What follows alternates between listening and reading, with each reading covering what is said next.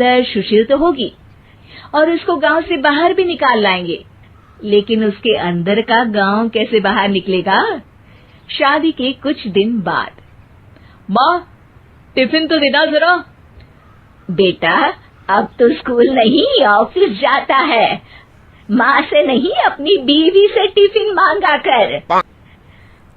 Okay माँ। Sunita, tiffin ले आओ। जी लो टिफिन, इसके अंदर पिस्ता डाल दिया है। पिस्ता? पिस्ता क्यों? सास जी ने बोला था ना कि आपको पिस्ता बहुत पसंद है। ओहो, मैंने पिस्ता नहीं पास्ता बोला था, पास्ता। पास्ता? कहीं होता है पास्ता? अरे बेटी, तू रहने दे, मैं बना दूंगी। अच्छा किया कि पाव भाजी बनाने का नहीं बोला, वरना किसी के पाव बना देती है। सुनीता को बुरा लगता है, लेकिन उसकी नादान हरकतें कम नहीं होती। ऐसे ही एक दिन। अरे तुमने ये क्या लगाया है? अरे आप वो फूस फूस करके लगाते हैं ना, वही। डियो? का दियो? किसको दियो? अरे वही ना, जिससे खुशबू आती है। हाँ, सही पकड़े हैं। अच्छा, लेकर तो आना। कौन सा डियो लगाया तुमने? अभी लेकर आते हैं जी। संदीप की बात मानकर सुनीता अंदर से खुशबू वाला फुसफुस लेकर आती है। ओएमजी! ओएमजी मतलब ओ माय गणेश ना। अरे ओएमजी छोड़ो, और ये खुशबू वाला फुसफुस की बात कर रही थी तुम? हाँ, इसी की। फिर से सही पकड़े हैं। अरे देवी, लेकिन आप सही नहीं पकड़े हैं, ये डियो नहीं है। डियो नहीं है तो क्या लियो है? अरे ये रूम फ्रेशनर है, जिसको कमरे में छिड़कते हैं, खुद पर नहीं। कोई बात नहीं, माँ कहती थी आत्मा किराएदार है, शरीर एक किराए का कर्म। हम शरीर पे ये डाल लिए तो क्या फर्क पड़ जाएगा? अरे बहू, ओ बहू, मेरे लिए फल तो ले आ, फिर मैं बाजार जाऊंगी। सुनीता अपनी सास के लिए फल लेकर आती है। अरे बेटा, पपीता, तरबूज और सेब फल ऐसे कैसे खा लूं? काट कर तो ले आ। माँ जी, मेरे गांव में तो खेत से उठा के सीधा खा लेते हैं। अरे ये तेरा गांव नहीं है ना। अरे संदीप, कहते हैं कि हम। हाँ। अरे बहू, मेरी बात सुन। फल यानी कि फ्रूट जब भी लाए ना तो काट कर लाना, ठीक है?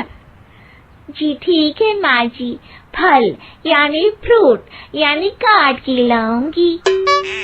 सुनीता रोज ही कोई ऐसी हरकत कर देती जिसकी वजह से उसे घर में दो बातें सुननी पड़ती। एक दिन। माँ, मेरे बॉस घर पर आने वाले हैं शाम को। उनका बर्थडे है, फैमिली साथ नहीं रहती उनके, तो यही पार्टी कर लेंगे।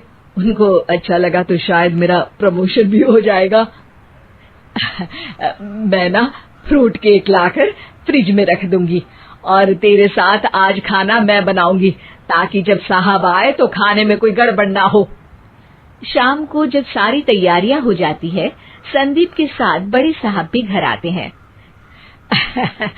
फ्रूट केक तो ले आना बहू, फिर खाना खाएंगे। और इस सब की क्या जरूरत थी? आपने बुलाया वही काफी है। सर, आपका परिवार शहर में नहीं है तो हम ही आपके परिवार जैसे हैं सर। इतने में ही सुनीता फ्रूट केक लेकर आती है और बड़े साहब की टेबल पर रख देती है, और जैसे ही केक के ऊपर का बॉक्स हटाती है, ओह, ये क्या है? केक तो कटा हुआ है। मैं तो ऐसा नहीं लाई थी। आप मुझे शाबाशी दे सकती है माँ जी, मैंने ही केक काट दिया। आपने कहा था ना, फल यानी फ्रूट यानी हमेशा काट के लाना। तो फ्रूट केक भी तो फ्रूट ही है ना, तो मैंने पहले ही काट लिया, हूं ना मैं समझदार।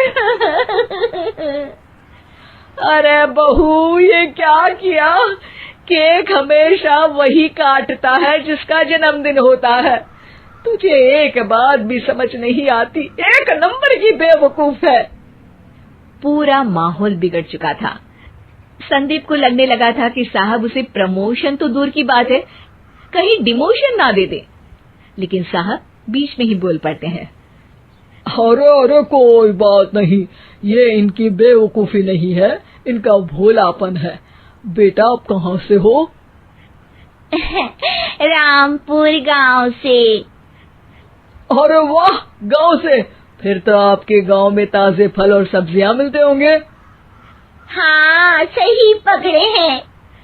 हम तो काटते भी नहीं, सीधा खा लेते हैं। मैं ना एक बार तुम्हारे गांव घूमने जरूर चलूंगा। क्यों संदीप, ले चलोगे ना? मुझे गांव घूमना बहुत पसंद है। बस फिर क्या था, संदीप और सास दोनों खुश हो गए, क्योंकि साहब को सुनीता ने गांव की बात करके खुश कर दिया था। अब संदीप का प्रमोशन पक्का था।